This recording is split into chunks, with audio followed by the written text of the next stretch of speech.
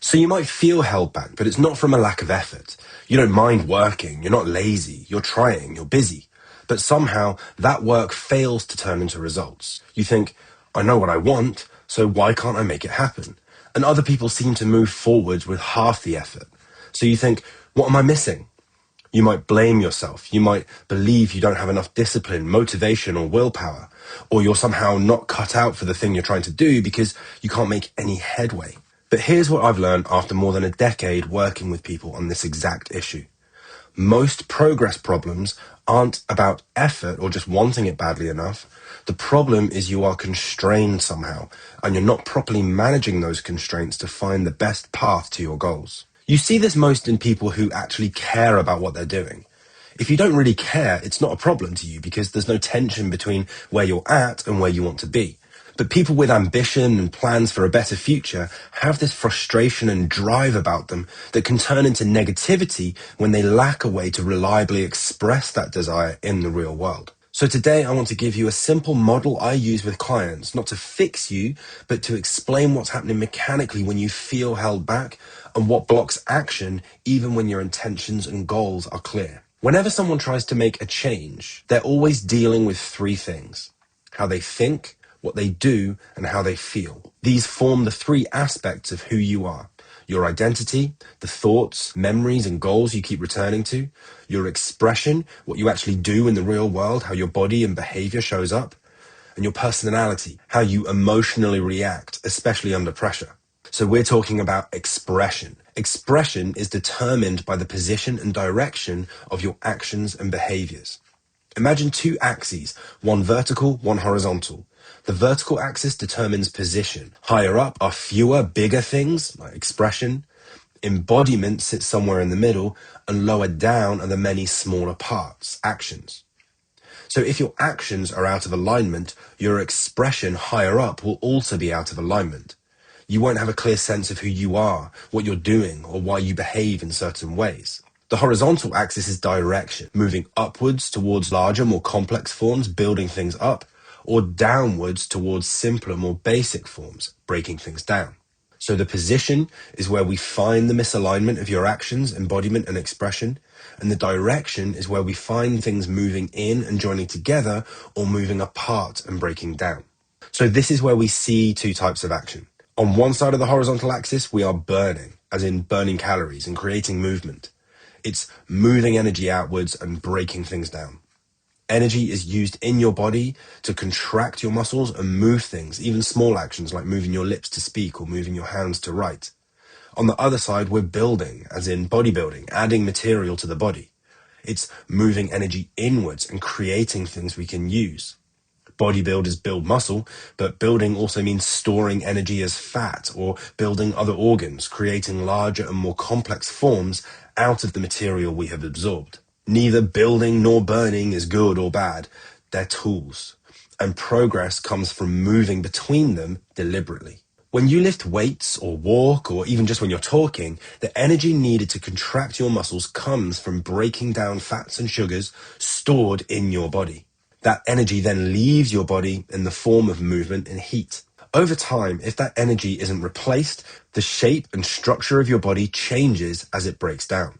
Whatever you're doing, however you express yourself outwardly through movement, you're burning energy. This is how burning works. The expression breaks your body down into energy that dissipates outwards through our individual actions. Building your body works by taking energy in and adding it to the body to express it in a particular shape or form. When you eat a piece of meat, the amino acids in that food are digested and absorbed into the body. As you recover from work, those amino acids move into the muscles, repairing and strengthening them in response to the actions we take. Over time, each meal you eat adds to the body to become the muscles that hold you up and move you through the world. Whatever you eat, even if it starts out as chicken or fish or cereal or lettuce or anything, the energy and material in that food is used to express something new, building your body. But if you're feeling held back, there's something getting in the way of you being able to express yourself in the world. Either what you're doing outwardly or what you have built internally is limited by four constraints. Time, we don't have the time, we run out of time. Money, nobody has infinite money. Your body, obviously your body has limits. And relationships. Not having the right relationships can be a big obstacle. I have frameworks and projects that will help with all of these, but here we will start with the body because this is where you have the greatest opportunity right now to break through some of those constraints. First, we need to know the position of your body. Where are you at physically right now? Where are things not lining up? Where's the blockage? So we look at what I call the 7 cycles. They are digestion, performance, energy, work, breath, light, and attention. They're called the 7 cycles because they all work at their best when they cycle in a routine. This makes it easier to have enough time and energy to do the things we want to do. So if you struggle with time and energy, step 0 of any plan that involves taking physical action is to work on these cycles. If you want access to my step 0 action plan, just go to gymnasion.net and sign up there. The 7 cycles are not complicated. You just have to go through them in order. Digestion. Are you eating good, nutritious food? Are you in control of what you eat? Are you eating in a predictable way? Do you know what's in your food? Is it food you can digest and absorb so your body actually gets the nutrition it needs? If the answer is no, something's not right. Start there. This is right at the bottom of that vertical axis. It's the material that goes into your body. If you've got that in place, move to the next cycle. Performance. What are you trying to achieve? Is it realistic? Are you biting off more than you can chew? Are you accumulating wins over time or losses? Are you giving yourself too much? Are you challenging yourself enough? This is important because it's about your actions. Your body responds differently depending on whether you're getting what you want and need. So you need to be going after something that's achievable. If you're not doing that, start there. Energy. Are you taking in the right amount of energy? Are you eating enough? Are you putting on weight? Are you losing weight? Are you burning out? Are you hungry all the time? We're talking about calories here. It's not just about the type of food, but the amount and how that fuels the work that your body is doing. Remember not to worry about this if you haven't first figured out the previous 2 cycles. Work. How much physical output are you demanding from your body? Are you exhausting yourself? Are you wasting energy? Are you lazy? This is the other side of the calorie equation. It's workouts, but it's also the calories your brain is burning when you do knowledge work. Calories burnt fighting off illnesses. Calories burnt moving around and getting from place to place. Breath. Do you snore? Are you holding your breath? Can you walk up the stairs without getting out of puff? Are you breathing deeply? Are you able to use your breath to calm yourself down or amp yourself up? Sometimes the higher things like breathing can fix themselves when you have the lower things in the right place. But this might still be where things aren't lining up. Light. What time do you go to sleep? What time do you wake up? Do you need an alarm to wake you up? Do you rely on caffeine? Are you looking at screens all the time? Do you feel a lot worse in the winter? All of these things relate to light. There are certain things that your body does better when the light is dimming to darkness. And there are other things that your body does better as the light gets brighter. Attention. Where are you putting your focus? What are you physically looking at? Is it something near or far? Is it something small or large? Do you ever look up from your desk?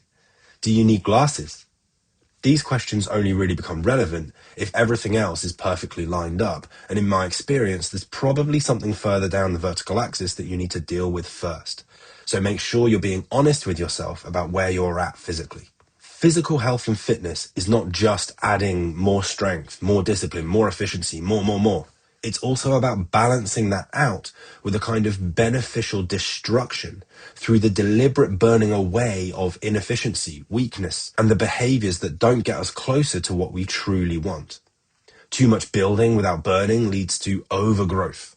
If you're only accumulating and holding on to old ways, avoiding all forms of damage, refusing to take risks, you remain locked in place, overweight, and unable to change.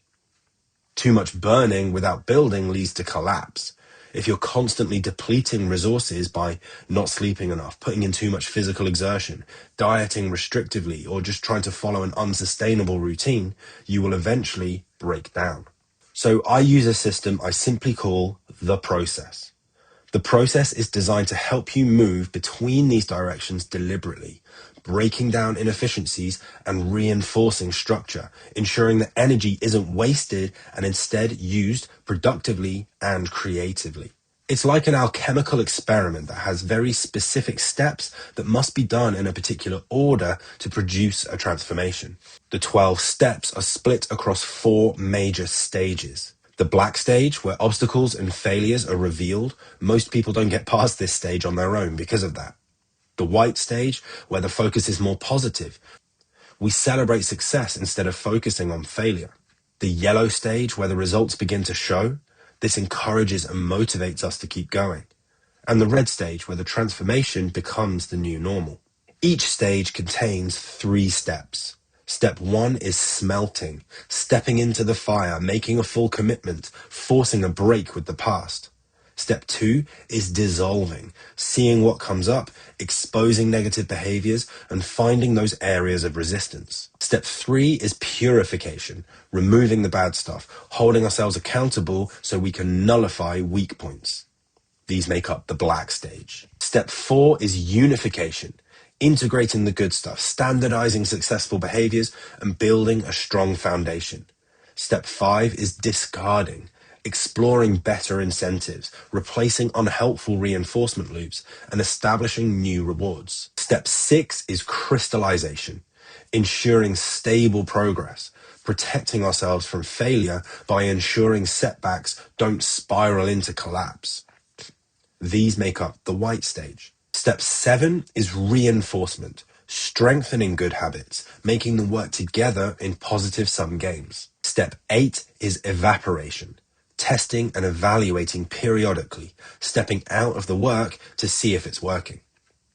Step 9 is proliferation, reapplying successful strategies, taking things that work in one domain and bringing them into others. These make up the yellow stage. Step 10 is elevation, redefining what's normal, raising the standards and setting new goals. Step 11 is compounding, refining things, making them work better and better over time. And step 12 is inspiration, using what you have learned and taking it into the next challenge. These make up the red stage. Health, fitness, and self-development are not just about growth and hustle and leveling up. They're also about knowing what to keep and what to throw away. When I am helping people to walk through the process step by step, they're able to balance both sides of the horizontal axis, building and burning towards something they actually want from their body. When we follow the process, the way we express ourselves is never random or wasted, is never static, and importantly, it's never over. There's always further to go.